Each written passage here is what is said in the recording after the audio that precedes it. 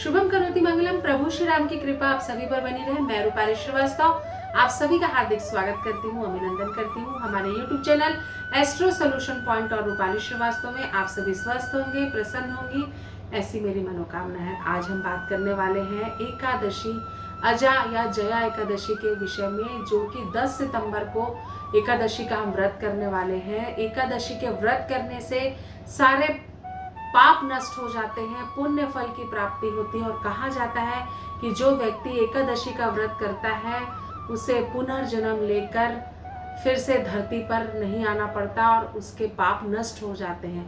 तो आज हम आपको बताएंगे कि अजा एकादशी या जया एकादशी क्या होती है और इस दिन हमें विष्णु भगवान को प्रसन्न करने के लिए हमें क्या करना चाहिए। तो हम सभी जानते हैं कि एकादशी का व्रत भगवान श्री कृष्ण और विष्णु जी को समर्पित होता है। एकादशी के व्रत को करने से हमें पुण्य फल की प्राप्ति होती है, हमारा पाप नष्ट हो जाता है और व्यक्ति पिशाचिनी दोष से मुक्त हो जाता है। जो व्यक्ति जया एकादशी का व्रत रखता है या अजय एकादशी का व्रत रखता है, साथ ही साथ 1000 वर्षों तक उसे स्वर्ग में रहने का पुण्य फल प्राप्त होता है और जन्म मरण के बंधन से वो व्यक्ति मुक्त हो जाता है, ऐसा शास्त्रों में लिखा है। साथ ही साथ इस दिन जो व्रत की शुरुआत होती है वो भगवान श्री कृष्ण और विष्णु जी को समर्पित होती है। सुबह आप स्नान करने के पश्चात स्वच्छ वस्त्र धारण करें, पूरे दिन अपने आप को सात्विक रखें, ब्रह्मचर्य का पालन करें, सूर्य देव को भी अर्घ्य दें। साथ ही साथ विष्णु जी को प्रसन्न करने के लिए उन्हें पीले वस्त्र अर्पित करें। शंख, दक्षिणावर्ती शंख में आप केसर मिश्रित जल और दूध पंचामृत मिलाकर लक्ष्मी जी और भगवान विष्णु का आप अभिषेक करें। इससे आपको अत्यधिक लाभ होगा और भगवान श्री हरि का आशीर्वाद भी आपको प्राप्त होगा।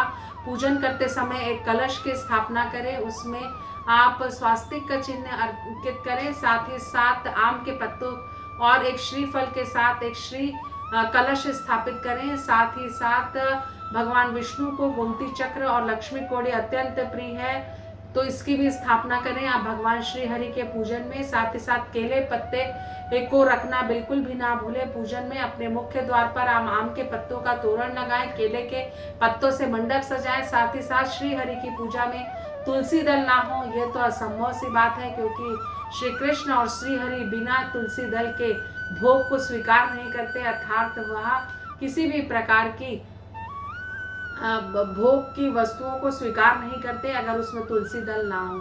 साथ ही साथ भगवान विष्णु को तुलसी अत्यंत प्रिय है, क्योंकि तुलसी के पत्रों में साक्षात लक्ष्मी जी का वास होता है। इस दिन आप घर के मुख्य द्वार पर शुद्ध घी का दीपक जलाएं। साथ ही साथ भगवान विष्णु की आरती करें और विष्णु सहस्त्र नाम का पाठ करें, लक्ष्मी सहस्त्र नाम का पाठ करें।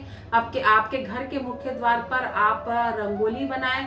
साथ ही साथ घर के मुख्य द्वार को सुसज्जित रूप से सजाएं। श्री कृष्ण और भगवान विष्णु का भजन कीर्तन करें, रात भर जागरण करें और भगवान विष्णु को आप पीले मिठाइयाँ अर्पित करें, केले का फल उन्हें जरूर अर्पित करें। इससे भगवान श्री हरि का आशीर्वाद आपको प्राप्त होगा और उनकी कृपा से आपके जीवन के समस्त कष्ट हर जाएंगे और एकादशी के व्रत के प्रभाव से आपके जीवन में सुख, समृद्धि और सौभाग्य बढ़ेगा। तो चलिए मैं आज आपको बता देती हूँ कुछ ऐसे उपाय जो आप एकादशी के दिन कर अपनी समस्याओं से बाहर आ सकते हैं। अगर आपको लगता है कि आपके जीवन में लगातार समस्या बनी रहती है, धन की समस्या बहुत ज्यादा है, तो आप ये उपाय अवश्य करें। एक आप चांदी की बांसुरी में शहद भरकर भगवान श्री कृष्ण को अर्पित करें और उनसे ये प्रार्थना करें कि आपके जीवन में वो समस्त कष्टों का हरण कर ले और आपके कष्ट आपके जीवन में निकल जाए और आपको सुख समृद्धि की प्राप्ति हो। साथ ही साथ अगर आपको ऐसा लगता है कि हस्बैंड वाइफ के बीच में, पति पत्नी के मध्य किसी भी प्रकार की ऐसी कोई समस्या रहती है जिसमें आपका आपसी तालमेल नहीं होता, तो ये उपाय अवश्य करें। पति पत्नी दोनों विष्णु भगवान या श्री कृष्ण के मंदिर में जाकर 11 शुद्ध घी का दीपक एक साथ प्रज्वलित करें और भगवान श्री कृष्ण को, भगवान श्री हरि से यह प्रार्थना करें कि आपके वैवाहिक जीवन में जो भी समस्या चल रही है उसका वो निदान करें।